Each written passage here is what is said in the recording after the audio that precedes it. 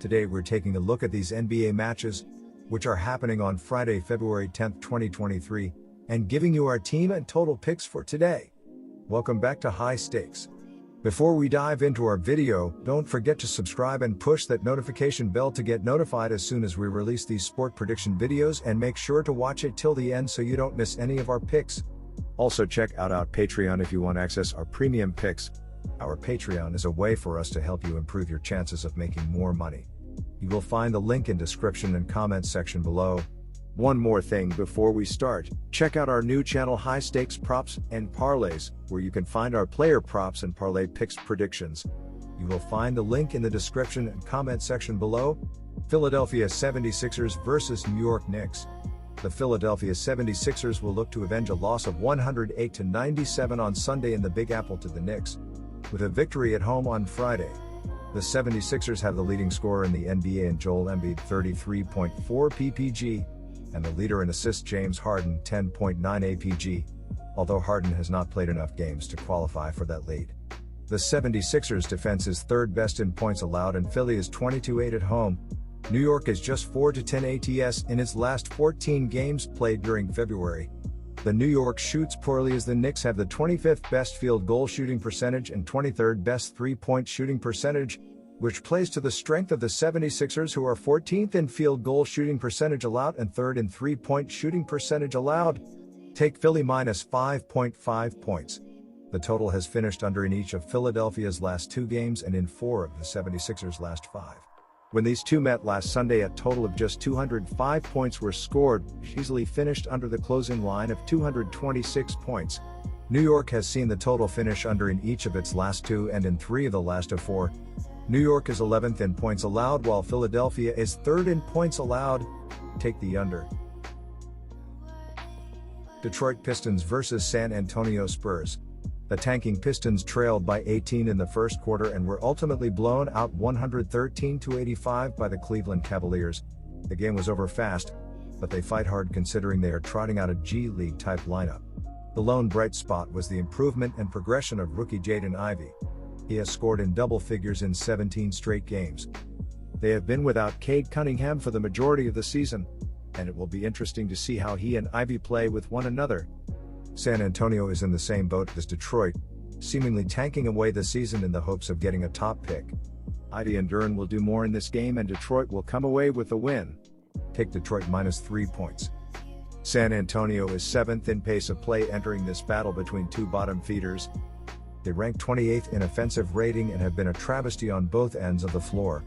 The shocking stat about the Pistons this year is that they lead the NBA in both free throws made and attempted. San Antonio does not foul particularly much, 12th in the NBA, but the Pistons have an advantage at the line. Combined with the pace San Antonio plays at, and the fact Detroit can get inside and at the line, this game will go well over the projected total. Take the over 235 points. Indiana Pacers versus Phoenix Suns. Phoenix is in action Thursday night against the Atlanta Hawks and will be on the second leg of a back-to-back for this game. They made a huge splash late Wednesday night, acquiring Kevin Durant and TJ Warren from the Nets. Brooklyn will get Michael Bridges, Cam Johnson, Jay Crowder, and 4 first-round picks. They kept their core back together, but Durant will not be available for a short period. They traded away 2 of their best role players and will struggle in this game on the second leg of a back-to-back. I expect the Suns to come out on top here, but the Pacers will keep it close enough to cover the number. Even with their losing ways, this spread is far too high. Our team pick is Indiana Pacers minus 1 point. Indiana is 6th in pace entering this inter-conference meeting with the Suns.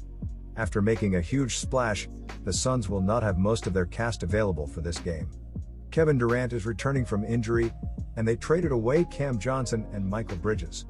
Haliburton had a rough showing against the pesky Miami Heat defense, but he should be able to bounce back in this game against a Suns team playing 2 games in 2 nights.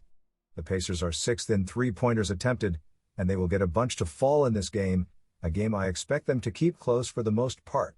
Take the over. Toronto Raptors versus Utah Jazz. The Raptors should have an advantage in this matchup, with Poeltl already in Toronto at the time of the trade and likely available to get some minutes in this matchup.